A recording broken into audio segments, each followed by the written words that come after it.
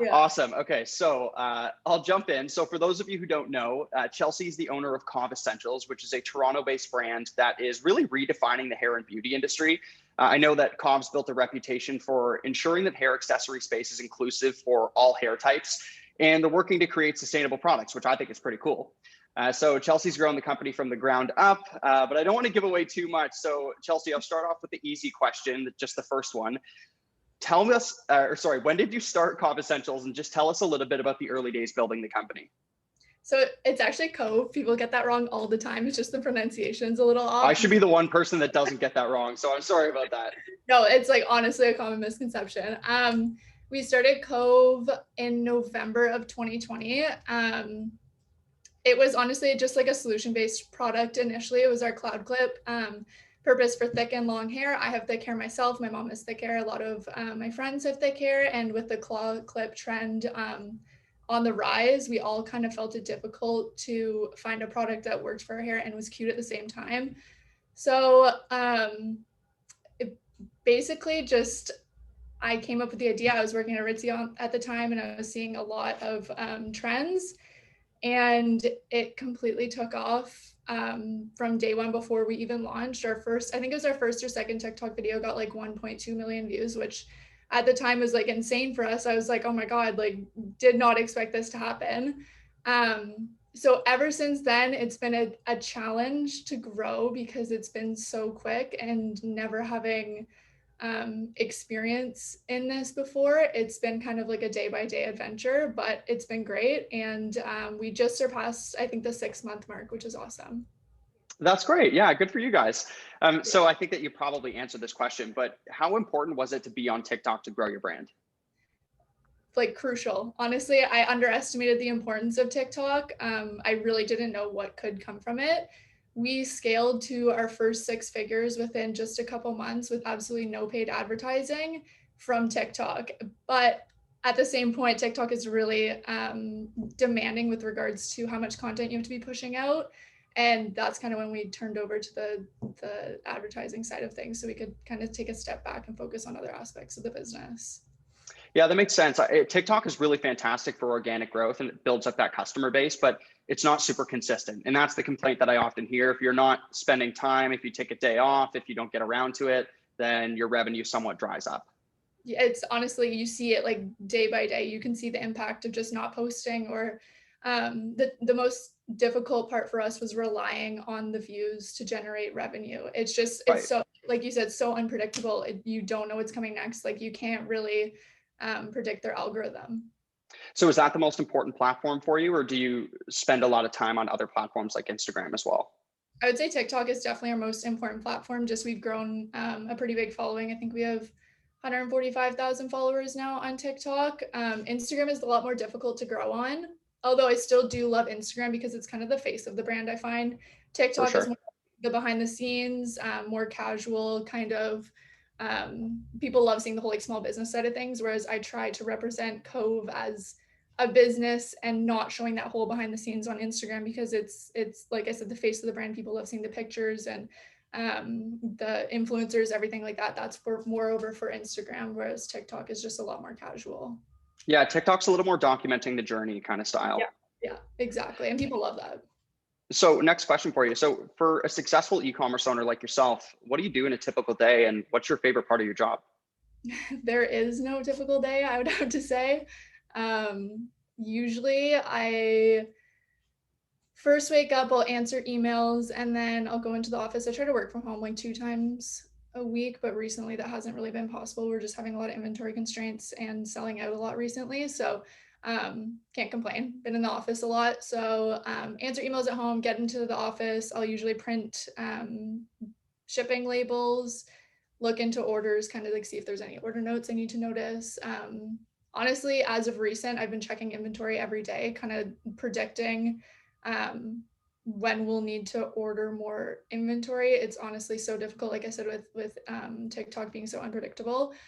Then I would say I usually pack some orders. I'll take like a midday break to have some lunch. Actually, before lunch, I always make sure I post on TikTok because demanding. Nice. Which actually makes me realize I haven't posted yet today. And then after lunch, I'll usually finish packing orders, and then I'll usually work on optimizing our website, planning socials. Um, Honestly, like it's really hard to even say what happens in my day to day because every day is genuinely so different. Something always seems to like pop up, or there's always a hiccup that I need to sort out. That's usually at least once a day. After that, I'll usually go home. I try to work out, eat dinner, maybe call my boyfriend, take like a little bit of time to myself.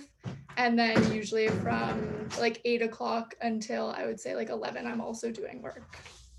Wow. That's the classic small business owner, just wearing every single hat. Every day is different. Never Exactly. a dull moment. Yeah, exactly. Sorry, I just had to sign something. No, no worries. No worries. We've got lots of commotion going on too. You might Yeah. see the dog in a minute as well. Oh, I know. I have my dog too. He might peep in. Oh, nice. Yeah. So talking about your brand, you've developed such a strong relationship with your customers, obviously on TikTok. I know that anybody who tries your product just absolutely loves it. What do you think sets your products and your brand apart from others in the hair and beauty space? I would say definitely the approach we went with regards to marketing. How do I like my number one priority with our products was ensuring that they work, like that they weren't just cute or look good. It's that they actually have the functionality aspect of it, which I feel like a lot of hair accessories that you come by, they either work and they're not cute, or they're cute and they don't work. Right. So my main goal is kind of bridging that gap between functionality and aesthetics.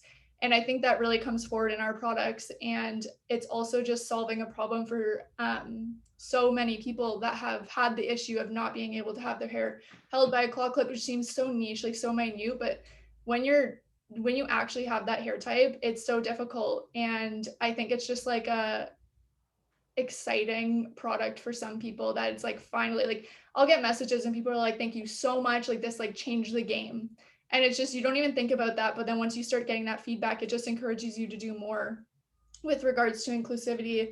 And that's why we just released our mega clip, because people were loving our cloud clip, but I was like, you know what, we can do better and we can make a larger clip. And it's done like absolutely incredibly and gotten great feedback so far.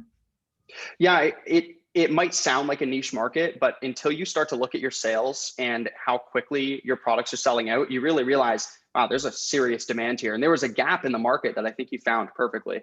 Exactly. I always knew I wanted to be an entrepreneur, but I never really knew what I wanted to do. And I really think that it just kind of came to me because it was genuinely a solution-based product and it was something that I faced myself and I knew I wouldn't have been alone in it. And it's kind of proven that way. And that's normally where the best ideas come from. Speaking of selling out quickly, especially your most recent clip, was that a surprise to you? Because I was shocked at how quickly it was gone. It definitely wasn't a surprise. We were expecting to sell it. We've had like demand for a larger clip for months and have kind of been hinting at it to like our TikTok audience for I think since like January when we started kind of testing and sampling. Um, I was definitely expecting it to sell out, but not within 20 minutes. Right. Um, it was a little surprising to go that fast, but it was awesome. And it honestly just excites me because it means that there was, like you said, like such a gap in the market for a product like that. And I'm so happy that I'm able to provide a solution for so many people. Yeah, yeah, absolutely. I mean, it's really cool. You said 20 minutes. Yeah. I mean, come on, that's unheard of. That's amazing. Good for I know, you. it's really exciting. Thank you. So, before you started running paid ads, I'd just love to hear about where your business was at before, what it was like, and then at what point you realized, okay, it's probably time to find a marketing agency. Um, it honestly it came as more of like a personal need. I literally like spent so much time A trying to create content, B pushing that content out, C trying to create unique content that would get us viral. And I personally felt the impact of like a slow sales day because my TikTok was lacking or because I just wasn't putting that content out that people really wanted. And there was like, I think it was right before we started with you guys. I think it was in April. It was like one of our slowest, I think it was like our slowest month. And it was just because I was personally so burnt out with regards to TikTok. Like I was barely posting because you have to like think like I was running also every other aspect of the business. And then on top of Right. that, to drive those sales through TikTok is honestly so much more exhausting than you would think. I have like a newfound respect for content creators and like influencers truly exhausting. And that's when I was like, I think it was actually my boyfriend. He was like, okay, like you need a break. You need to do something about this because you can't keep going and like putting all this stress on yourself to kind of drive all this revenue. Right. And then we made the switch and it's like such a weight lifted off my shoulders. Have you found that by starting to run paid ads, it's just been a little bit more consistent? Yes, that's another great thing is like before running paid ads, it was difficult because I couldn't plan anything personally because I never knew when I was going to be in the office one day for like 14 hours packing orders all day long because a TikTok went viral, which is great. I literally can't Right. complain. Like that's amazing. But now we can consistently see a level revenue amount where like we will get those spikes here and there because TikTok obviously still does Of give us course. views and everything, but it's more steady with like some spikes rather than like up, down, up, down, up, down, and like just so unpredictable.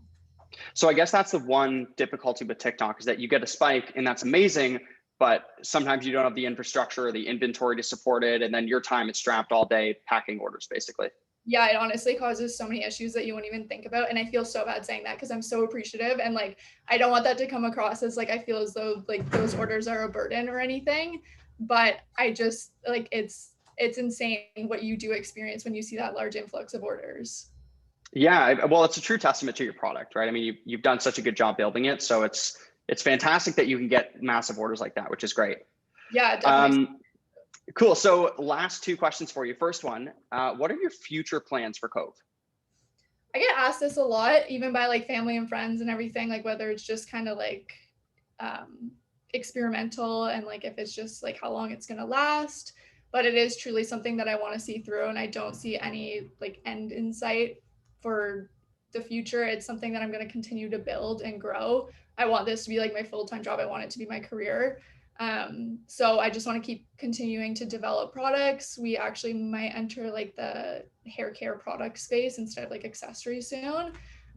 So kind of continuing to evolve and keep up with market demand is just my current goals or Cove's current goals. Well, I think you're in the right space for it. And I mean, this is definitely not a flash in the pan product. We know that there's a demand for the product, which is great. And I think people will start recognizing your brand more and more as you continue to acquire more market share.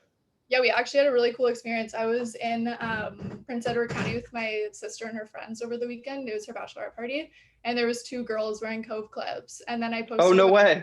yeah, it was so cool. And then I posted about it on TikTok, and a few girls were like, "Oh my god, like I see people wearing them." One girl was like in Calgary at like some restaurant, and I asked her, and she was like, "Oh my god, yeah!" Like it's just really cool that you start to like see the community even recognizing our products out, and just it was really neat for myself because in Ontario we've been in lockdown for so long, right? Like I haven't really Right. had the opportunity to see that, and it was just like a really like I can't, like one of a kind experience. It was really really cool. So it's actually funny you say that. I went and I saw my parents last weekend and I didn't even know, but my mom had 5 of your clips. And every time I saw her, she was wearing a different one. She had the white claw, the black claw. She has, I don't think she got her hands on the mega clip, but I'm starting to see them. I have one actually right here. It's Emma's. I stole that from her. But yeah, So I'm starting to see them everywhere, which is pretty yeah, exciting for you.